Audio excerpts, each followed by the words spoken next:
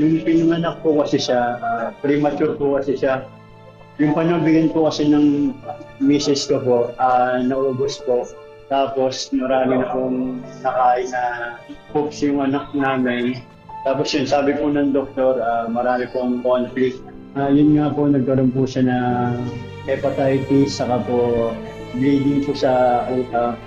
Isang delivery rider mula sa Caloocan City ang lumapit sa ating tanggapan para sa kanyang 4 na buwang gulang na anak na nagkaroon ng hepatitis at pneumonia. Ang kanyang panawagan, panoorin po natin ito. Ako po si Jimwell C. Royo na humihingi po ng tulong para po sa hospital bill ng aking anak na nagkaroon po ng hepatitis. Humihingi po ako ng tulong sa Ako Bicol at kay Congressman Saldigo. Sana po matulungan niyo po ako. Maraming salamat po. At ngayon ay makakausap natin si Jimwell Royo. Magandang hapon sa iyo, Jimwell. Magandang hapon po. Kamusta na po kayo ngayon? Okay naman po. Sir, maitanong ko lang, ano po yung trabaho niyo, Sir Jimwell? Delivery rider po. Opo, at itong misis mo, ano yung trabaho din? Wala po sa ngayon. Siya po yung nag-aalaga sa dalawang anak. Opo, kamusta na, Sir Jimwell, itong pagiging delivery rider? Mahirap po pero kinakaya naman po. Opo, Sa pamilya.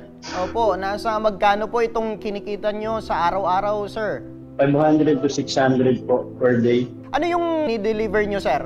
Parcel ba or mga pagkain?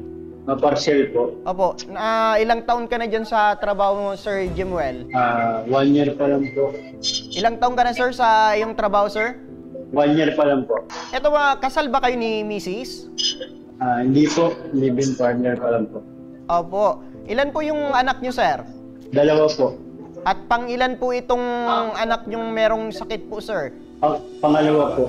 Opo. Maaari nyo ba, sir, maikwento sa amin paano nagkaroon o paano nakuha po itong sakit ni baby?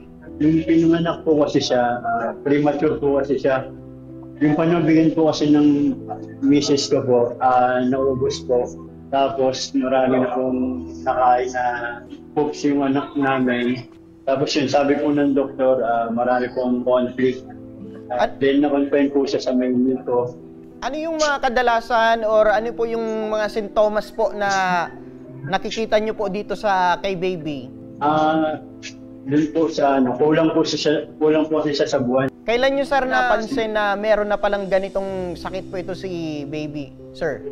After 1 month po. Noong una lang po kasi inuubo lang po siya. Tapos may sipon hanggang pina-check up po namin sa may doktor. Tapos nung tinurukan po siya ay kinuhaan po siya ng dugo para sa test po. Tapos kamusta, sir, yung lumabas na resulta? Yun po, doon na po nagsimula yung paninilaw niya po. Tapos ano daw yung sabi ng doktor nung lumabas na itong resulta regarding dito sa karamdaman ni baby? Yun nga po, nagkaroon po siya ng hepatitis, saka po bleeding po sa utak. Tapos nagkaroon po ng pneumonia. So, kailangan po kayong manatili dyan sa ospital? Opo. Nga ilang linggo na po kayong dyan sa ospital, Tatay Jimwell? Bali po, outpatient na po siya noong May 9. Opo.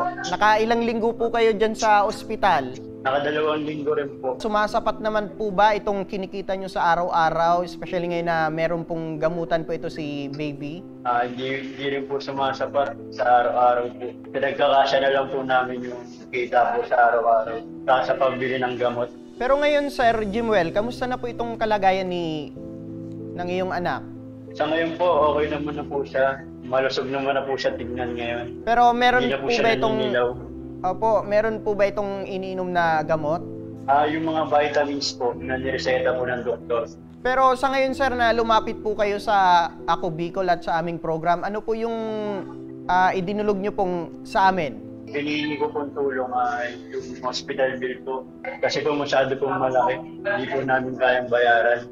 Opo, nasa magkano pa po itong hospital bill nyo, sir? 76K po. 76,000 na lang, sir. Opo. Pero nasa magkano po ito lahat nung paglabas nyo sa ospital? Nasa 272,000 po. Opo. Pero saan po kayo kumuha nung ibang pera na pambayad po dito sa hospital bill hanggang sa bumaba na lang po ito sa 76,000 pesos? Sa iba pong ahensya na nilapitan ko po at binigyan naman po ng mga tulong, guarantee letter po. Opo. Para po sa hospital bill. Opo, sa madaling sabi sir, ang iniisip nyo na lang yung balance, itong 76,000. Opo, yun na lang po ang natitirang balance po.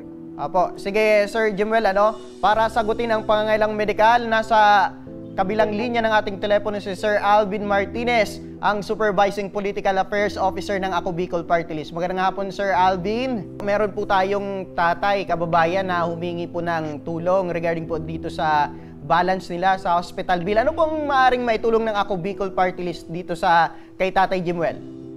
Opo, napakinggan ko po yung sinabi o nabanggit ni Tatay Jimuel Royo tungkol sa kanyang anak na si Baby Kai na 4 months old pa lamang na nagkaroon ng karamdamang hepatitis at pneumonia, no? Ayon sa kanyang mga medical certificate at mga papeles na naisubmit sa People's Day kanina dito po sa North Gate ng Kongreso, kinukulang po ang kanyang may balanse po ang kanyang bill sa ospital sa Philippine Children's Medical Center na abutin ng 76,000. Tama po ba? Tama po, Sir Alvin. Opo. Ngayon po yung 76,000 po na yan na natanggap ng ating opisina at inakyat ng ating mga staff sa People's Day, ito po ay sasagutin na ng Ako Bicol Party List, no? Tutulungan siya para makumpleto na yung balanse na yan at masettle na nila yung bill nila sa Philippine Children's Medical Center. Apo, ano po ang magiging proseso po nito, Sir Alvin, para makuha po ni Tatay Jimuel itong tulong mula sa Ako Bicol Party List? Opo, tulad po ng nababanggit natin linggo-linggo, no? Sapagkat sila po ay bumisita na rito sa People's Day natin tuwing Lunes at nag-submit sila, siguradong nagkaroon tayo ng mga assessment dito dahil sa kanilang mga sinubmit na mga papeles, ay hihintayin na lamang nila at pinroseso na natin, hihintayin na lang nila Tatay Jimuel yung tawag ng ating mga staff, no, ng Ako Bicol Party List para sa pagbigay sa kanya, pag-release ng guarantee letter sa kanya. Apo. At ito po ay sa lalong madaling panahon po, sir? Yes po, ora mismo yan. Mangyari lang po ay hinihintay po natin ang approval ng Department of Health para sa issuance ng code. Number code yan ho yan na tinatanggap ng ating mga pasyente, no? So as far as the Ako Bicol Party List is concerned, we have already processed the amount, no, na 76,000 para makumpleto na ni Tatay Jimuel. Hintayin na lang niya yung release ng GL, tatawagan siya ng staff natin. Ayun. Sige, balikan ko lang si Sir Jimuel. Sir Jimuel? Yes po. Apo, narinig niyo po si Sir Alvin na sasagutin na po ng Ako Bicol Party List itong 76,000 na balance nyo po dyan sa ospital. Ano po yung mensahe natin sa Ako Bicol Party List?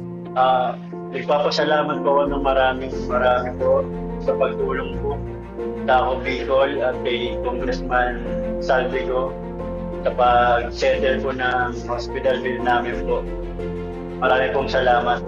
Opo, at tama po yung nilapitan nyo dyan, sir, sa Ako Bicol Party List na talagang tumutulong po sa mga kagaya nyo na nangangailangan ng medical na asistensya. Ayan, sa muli, maraming salamat po, Sir Alvin Martinez, ang Supervising Political Affairs Officer ng Ako Bicol Party List. Walang anuman po, mabuhay po Ako Bicol Party List. Opo. Ayan, Sir Jimuel. Yes po. Opo, sa muli, maraming salamat po sa iyong tiwala sa aming program. At asahan nyo po, meron po kaming team na aalalay po sa mga susunod na proseso at hiling po ng aming program na mapabuti po ang lagay ng iyong anak. Maraming salamat po.